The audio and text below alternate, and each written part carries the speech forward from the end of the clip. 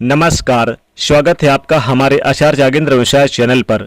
मोर मोरनी की कहानी सुन लो। घर में कभी लड़ाई नहीं होगी, घर में कभी धन की कमी नहीं होगी।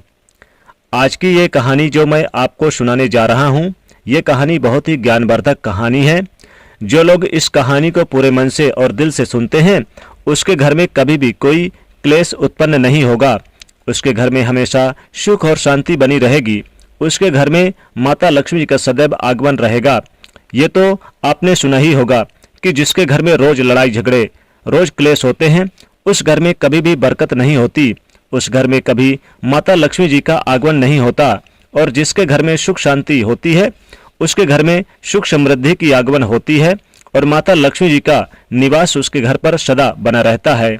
इस कहानी को सुनने के बाद हमको ये पता चल जाएगा कि हमें घर में लड़ाई झगड़े क्यों नहीं करने चाहिए, और जिसके घर में लड़ाई झगड़े होते हैं वह उन झगड़ों को कैसे रोक सकता है। क्योंकि घर में सुख शांति का होना बहुत जरूरी है, क्योंकि जहाँ सुख शांति होता है वहीं माता लक्ष्मी जी निवास करती हैं। जहाँ क्लेश उत्पन्न होते हैं, लड़ाई झगड़े उत्पन्न होते हैं, वहाँ माता लक्ष्मी जी का वास नहीं होता। वहाँ पर दुख और दरिद्रता का निवास होता है। हो सके तो इस कहानी को पूरा सुने। यह कहानी आपके जीवन में वो सारी सीख देगी। यह बहुत ही ज्ञानवर्धक कहानी है, इसे जरूर सुने। एक मोर और मोरनी की कहानी। इससे पहले कि आप हमारी कहानी में खो जाएं, चैनल को सब्सक्राइब करके बेल आइकन को प्रेस करना ना भूलें। चलिए कहानी शुरू करते हैं। एक जंगल में एक मोर और मोरनी रहते थे।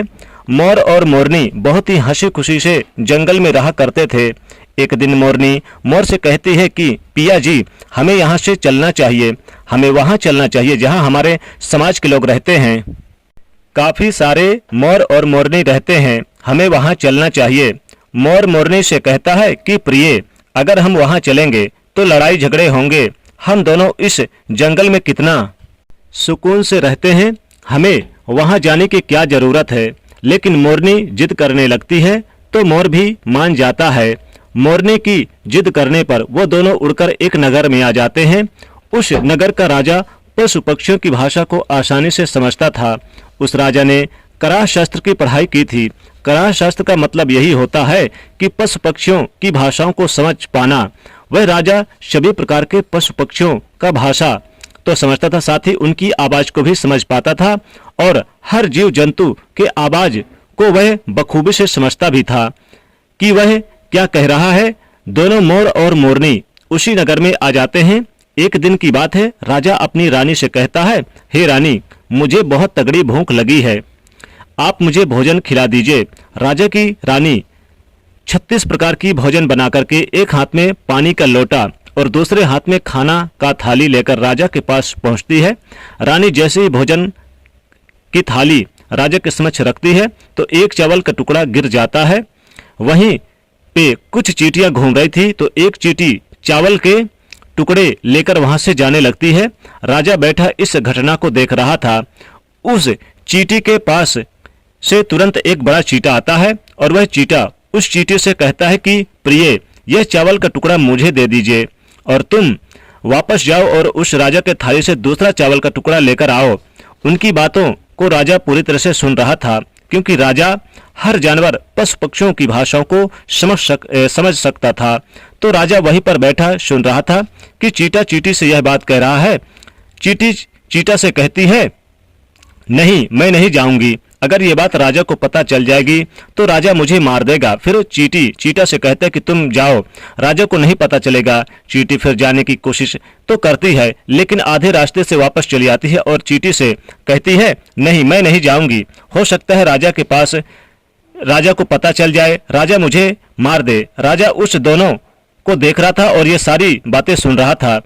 चींटा को इस बात का यानी कि मान हो जाता है कि राजा हमारी बात को समझ रहा है और सुन भी रहा है। चींटा फिर से चींटी से कहता है कि देखो, लगता है राजा हमारी बात को समझ रहा है, राजा ने हमारी बातों को सुन लिया है, इसलिए वह हमें ही देख रहा है। चींटी चींटा से कहती है, अगर राजा ने हमारी बातों को सुन लिया, अगर ये बात राजा किसी और को बताएगा तो उसी समय पत्थर का बन जाएगा। राजा चींटी और चींटी की बात को बखूबी से सुन लेता है और समझ लेता है। राजा इस बात को सुनकर हंसने लगता है। राजा की हंसी आने लगती है। राजा जोर जोर से हंसने लगता है। जैसे ही राजा को हंसी आती है, उधर राजा की रानी रसोई से बाहर आती है और जैसे ही रसोई से बाहर निकलने पर राजा उसे हंसता हुआ दिखाई देता है। रानी राजा को हंसते हुए देखकर सोचने लगती है कि शायद मुझसे कोई गलती हुई है, इसलिए राजा साहब हंस रहे हैं। रानी राजा के पास आती है और कहती है कि हे महाराज, क्या मुझसे कोई भूल हो गई, कोई पाप हुआ, क्या मुझसे कोई गलती हुई कि आप इतने जोरों से हंस रहे हैं? राजा रानी से कहता कि नहीं नहीं, ऐसी कोई बात नहीं है, मुझे बस यूं ही हंसी आ गई। रानी जिद करने लगती है और कहती है कि आपको मुझे बताना ही पड़ेगा, आप क्यों हंस रहे थे? राजा बार बार मना करता है, क्योंकि राजा को पता था, क्योंकि चींटी ने कहा था कि अगर मैंने चींटी वाली बात किसी को बताऊंगा तो मैं पत्थर का हो जाऊंगा, इसलिए राजा रानी को यह बात नहीं बताना चाहता था। लेकिन रानी बार बार जिद करती है और कहती है कि आपको मुझे बताना ही पड़ेगा, आप क्यों हंस रहे थे? अगर आप मुझसे सच्चा प्रेम करते हैं, अगर आप मुझे अपना रानी समझते हैं तो आपको ये बताना ही पड़ेगा, आप क्यों हंस रहे थे? अब राजा बड़ा धर्म संकट में पड़ जाता है। राजा सोचता है कि अगर मैं ये बात रानी को बताता हूं तो मैं पत्थर का बन जाऊंगा, और फिर सोचता कि अगर मैं नहीं बताता तो रानी का विश्वास खत्म हो जाएगा। रानी बहुत ही जिद करने लगती है। कहते हैं कि त्रियाहट और बालहट बहुत तगड़ी होती है, इन दोनों हट से हमेशा बच के रहना चाहिए। रानी के त्रियाहट के सामने राजा को झुकना पड़ता है। रानी के त्रियाहट के सामने राजा को झुकना पड़ा और रानी से कहता है कि ठीक है, अगर मैं ये बात मैं आपको बताऊंगा तो बाद में आपको पछताना पड़ेगा। रानी कहती है कि अभी तो आप कह रहे थे कि कोई बात नहीं है, अभी आप कह रहे हैं कि मुझे पछताना पड़ेगा। रानी कहती है कि जरूर कुछ तगड़ी बात है, और रानी और ज्यादा जिद करने लगती है। तब राजा कहता है कि ठीक है, अगर आप नहीं मान रही तो चलिए मैं किसी जंगल में आपको ये बात बताऊंगा। राजा रानी रथ पर सवार होकर जंगल के लिए निकल पड़ते हैं। जैसे ही वो घनघोर जंगल में पहुंचते हैं तब राजा सारी बात रानी को सुनाने लगता है। जैसे ही राजा थोड़ी थोड़ी बात रानी को सुनाता है, वैसे वैसे वो धीरे धीरे पत्थर का बनता चला जाता है। जैसे राजा आधी बात रानी को सुनाई, वह आधा पत्थर का हो गया। राजा फिर रानी से कहता है, रानी धीरे धीरे पत्थर का मैं बनता जा रहा हूं, तुम बाद में बहुत पछताओगी। रानी कहती है कि हे राजा साहब, हे महाराज, थोड़ी सी बात बची है, आप उसे भी सुना दीजिए। राजा पूरी बात बता देता है। वह राजा पूरा पत्थर का बन जाता है। रानी के इस जिद के कारण राजा पूरा पत्थर का बन जाता है। रानी रोने लगती है। रानी उस पत्थर को हिलाने की कोशिश करती है, लेकिन भारी भरकम पत्थर कैसे हिला पाए, क्योंकि राजा बहुत ही भारी था। राजा पत्थर का बन जाता है और उधर रानी सर पटक पटक कर छाती पीटने लगती है, बिलाप करने लगती है, हर किसी जीव जंतु से सहायता के लिए गुहार लगाती है। इन सब कहानी को मोर और मोरनी बखूबी से देख रहे थे और आंखों से देख रहे थे। अपनी रानी के बिलाप को देखकर मोर मोरनी को दया आ जाती है। मोर मोरनी से कहता कि हे प्रिय, ये होता है त्रियाहट, आपके इसी त्रियाहट की वजह से हम जंगल यानी उस जंगल में कितना खुशी खुशी रह रहे थे, वहां से हम यहाँ चले आए।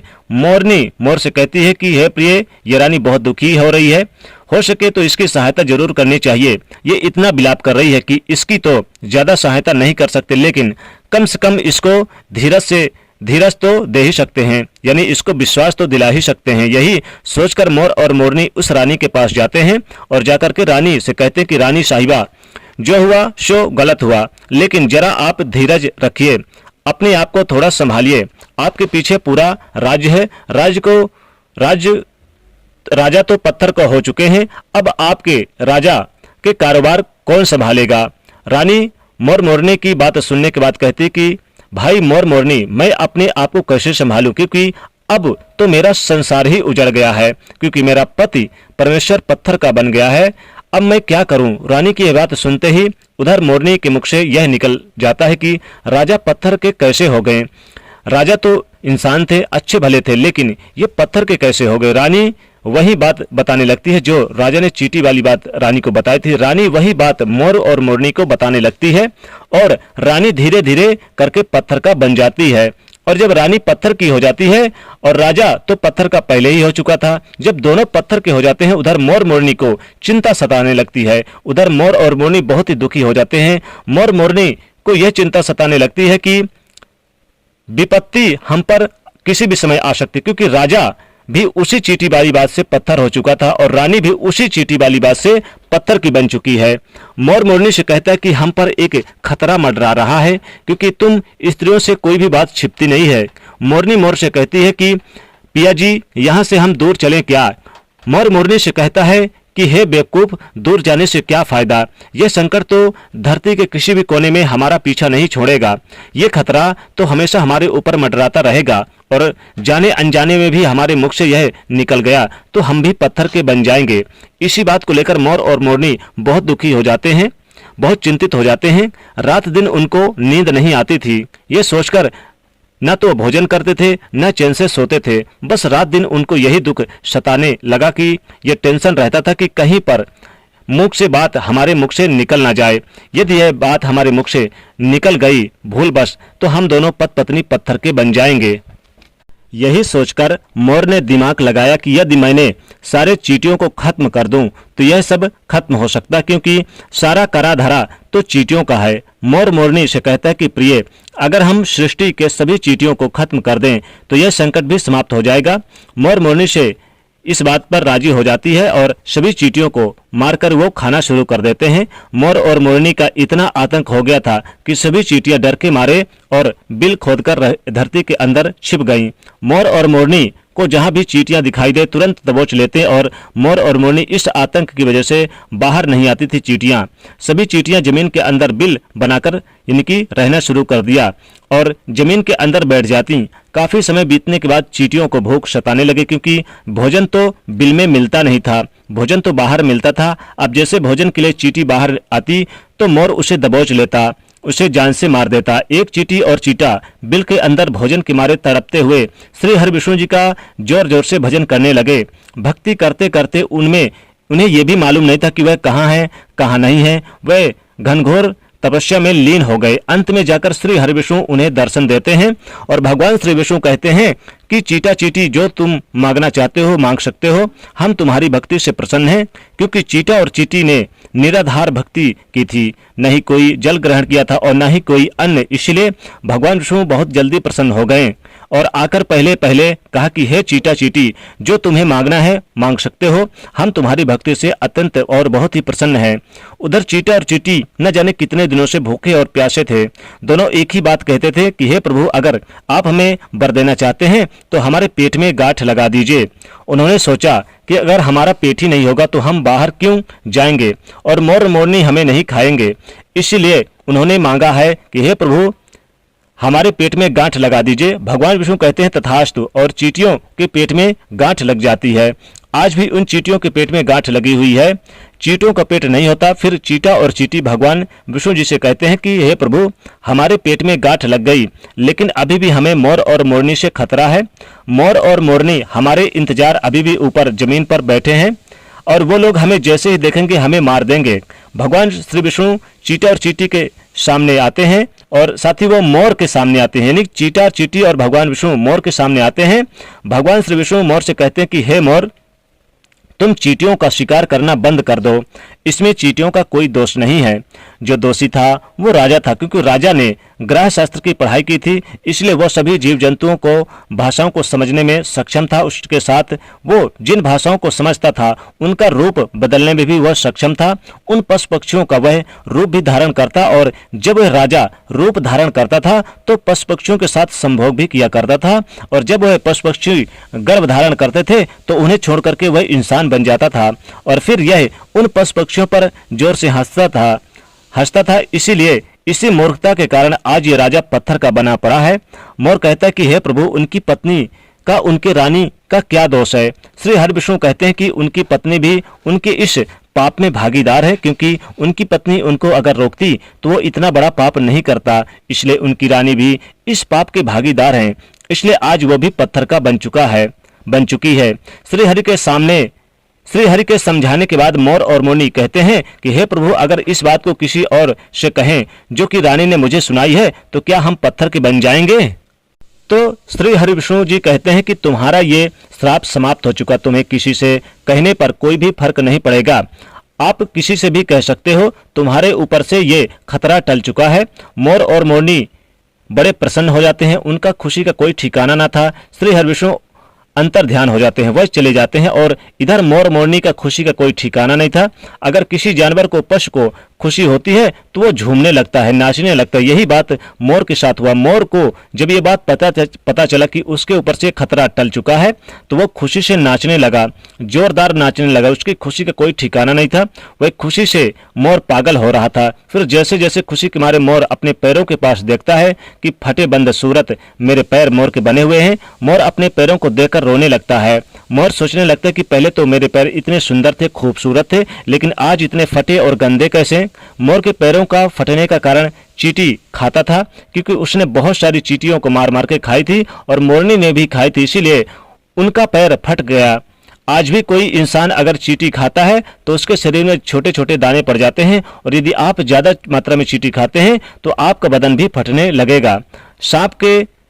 सांप जो केचुली क्यों छोड़ता है? क्योंकि सांप चींटियों को खाता है और इसलिए उसका शरीर फटकर उतर जाता है, अलग हो जाते हैं।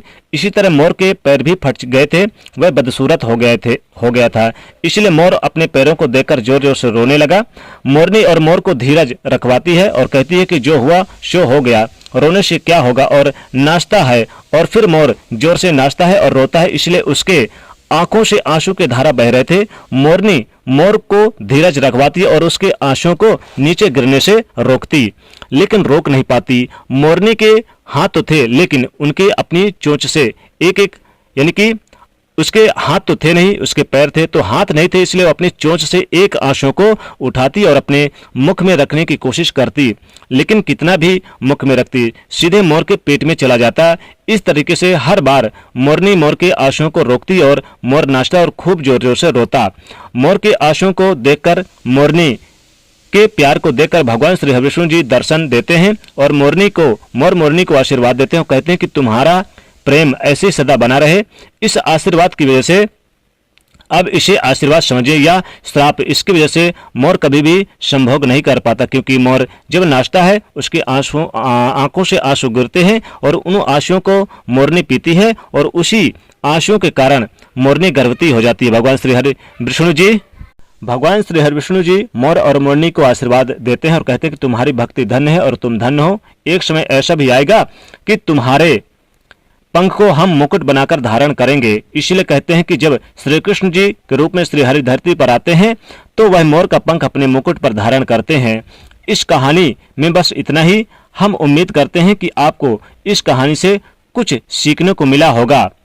तो दोस्तों, वीडियो को लाइक कर दीजिएगा, शेयर कर दीजिएगा और चैनल को सब्सक्राइब कर लीजिएगा। जय माँ लक्ष्मी।